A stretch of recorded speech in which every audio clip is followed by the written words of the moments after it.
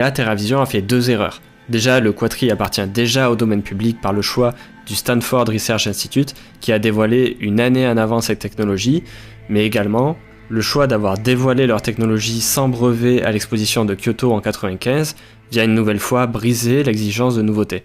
C'est très malheureux et dans cette histoire dont on ne sait pas tout, il est entièrement possible que l'équipe de TerraVision n'ait jamais eu connaissance des réalisations du SRI.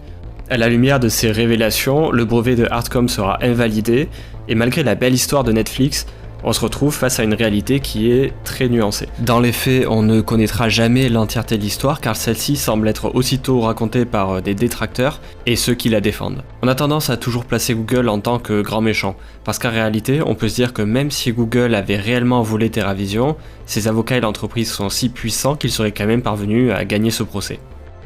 Sans compter qu'une multinationale qui vole des inventions, ça a dû arriver un nombre de fois assez délirant. Le problème du code à 1 milliard de dollars, c'est que le reflet du véritable problème. Derrière les brevets, la justice, les lobbies, les industries, il n'y a qu'une seule chose, c'est l'information. Dans cette histoire, seule l'information et la manière dont elle est protégée auraient pu changer à tout jamais le destin tragique de TerraVision. On peut se poser une simple question, est-ce qu'il faut protéger l'information?